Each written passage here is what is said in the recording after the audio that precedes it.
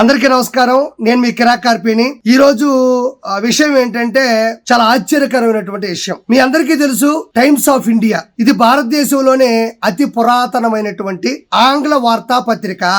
దీనికి ప్రపంచ వ్యాప్తంగా కూడా చాలా మంది అభిమానులు ఉన్నారు. ఇందులో ఎలాంటి వార్త వచ్చినా కూడా 100% నిజం అనే స్థాయిలో ఈ పత్రిక 1838 నుంచి ఇప్పటి వరకు కూడా రన్ అవుతూనే ఉంది. చాలా చరిత్ర కూడా ఉంది దీనికి.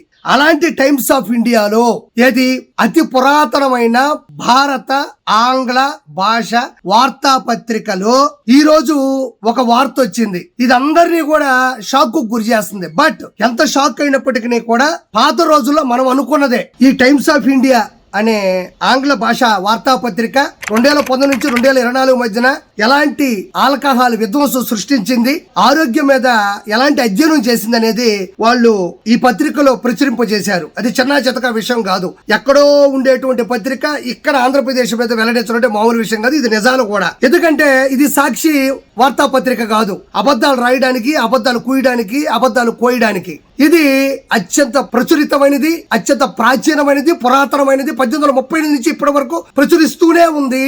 వీళ్ళు ఏం ప్రచురించారో ఒకసారి చూద్దాం. Alcohol related health problem short up between 2019 to 24 says health study findings of team ఏం కనిపెట్టారో చూద్దాం. Liver and kidney problems spiked between 2019 and 2024. Alcohol associated liver patients వెంట from 14,026 in 2014 to 2019 to 29,369 in 2019 to 2024. The worst affected were people in the 35 to 44 years age group. The number of patients shot up from 4,419 to 9,362. అదే విధంగా alcohol related neurological patients short up from 1,276 to 12,663. అదే విధంగా 35 to 44 years age group was the worst hit.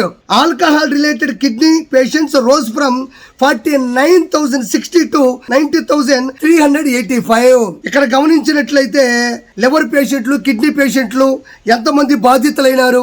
అదే విధంగా 35 to 44 years వాళ్ళు కూడా ఏ విధంగా ఆరోగ్య సమస్యలతో పోరాడుతున్నారు అనేది పాత రోజుల నుంచి ఈ రోజుల వరకు కంపేర్ చేసి చూస్తే 100%, 1000% పెరిగిపోయినాయి.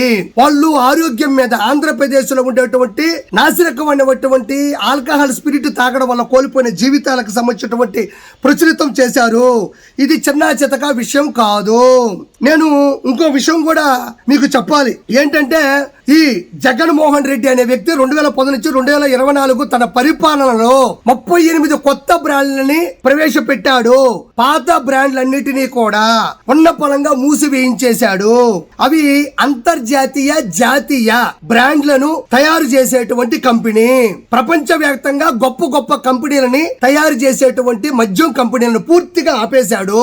ఆయన ఆధ్వర్యంలో లోకల్ బ్రాండ్ ని జే బ్రాండ్స్, 3 క్యాపిటల్స్, బూమ్ బూమ్ బీర్లు, అదే విధంగా ఎన్నో విచ్చల విడితనంగా కూడా బ్రాండ్లు తయారు చేసి జనాల మీదకి వదిలినాడు.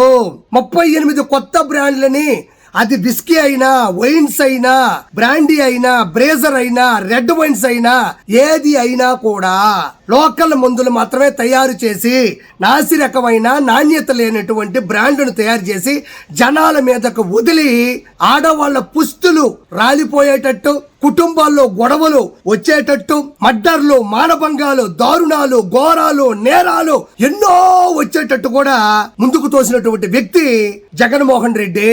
అదే విధంగా అంతర్జాతీయ బ్రాండ్లు తయారు చేసేటువంటి కంపెనీలు ఏవైతే ఉన్నాయో, United Spirits, Pernod Ricard, Allied Blenders, John Distilleries లాంటి అంతర్జాతీయ కంపెనీల్ని ఇక పోండి, మాకు అవసరం లేదు మీ సేవలు అని వాళ్ళందరినీ తరిమేసి వ్యంగ్యంగా. అదే విధంగా ఈయన సొంత బ్రాండ్లు ఏ అయితే ఉన్నాయంటే SNJ, adorn, లేలా, N V, B9, Sona మోనాక్, ఇవన్నిటి కూడా నాసి రకమైనటువంటి ఆల్కహాల్ అందించేటువంటి బ్రాండ్లను ఇచ్చేటువంటి మద్యం కంపెనీల్ని ఆంధ్ర రాష్ట్రంలో వదిలేశాడు. ఏముండదు. ఎందుకు చేశాడు అంటే అంతర్జాతీయ, జాతీయ కంపెనీలు చేసేటువంటి మద్యములో ఆ బాటిల్స్ మీద తక్కువ పర్సెంటేజ్, తక్కువ డబ్బులు మిగులుతాయి. దాని మీద వాళ్ళు చాలా నీతిగా, నిజాయితీగా, నికార్సుగా ప్రజల ఆరోగ్యాన్ని దృష్టిలో పెట్టుకొని తయారు చేస్తారు ఏ బ్రాండ్లైనా. అతను ఇది ఇలా తక్కువ మార్జిన్ వస్తే ఎలాగా, మనకు తక్కువ పర్సెంటేజ్ వస్తే ఎలాగా, మనం ప్రజల్ని చంపైనా మహిళల పుస్తులు రాలగొట్టైనా మనం డబ్బులు సంపాదించుకోవాలి కదా. మన ప్రజల మీద మనకి ఓట్లప్పుడే కదా అవసరం, ఆ తర్వాత వాళ్ళ ఆరోగ్యంతో మనకు సంబంధం లేదు కదా. కాబట్టి కొన్ని నీళ్లు, ఎదురుగా నీళ్లు, స్పిరిట్, కలరు, గాజు బాటిల్, దాని పక్కన స్టిక్కరు. ఏ బ్రాండ్ అంటావో ఆ బ్రాండ్ కు తగ్గట్టుగా కలర్ మారుతుంది, నీళ్లు పోస్తారు, స్పిరిట్ పోస్తారు, అతికిస్తారు, అదే బ్రాండ్ అంతే. అప్పటికప్పుడు నీళ్ళల్లో పోసి కలర్ కలిపి స్పిరిట్ వేసి దాని మీద ధరతో కూడినటువంటి బ్రాండ్ కలపడమే జే బ్రాండ్స్ అంటే. అలా 38 బ్రాండ్లు తయారు చేసి ఎంతో మంది ఆరోగ్యాన్ని దెబ్బతీశాడు. అందులో నో డౌట్. అదే విధంగా జగన్మోహన్ రెడ్డి అప్పట్లో కసిరెడ్డి రాజశేఖర రెడ్డి, అదే విధంగా మిథున్ రెడ్డితో కలిపి జగన్మోహన్ రెడ్డి ఈ లిక్కర్ ని, నాణ్యత లేని నాసిరకం కలిగినటువంటి లిక్కర్ ని ప్రజల మీదకు వదిలి కొన్ని వేల కోట్ల రూపాయల్ని కూడా సంపాదించి తాడేపల్లి ప్యాలెస్ లో దాచుకోవడం జరిగింది.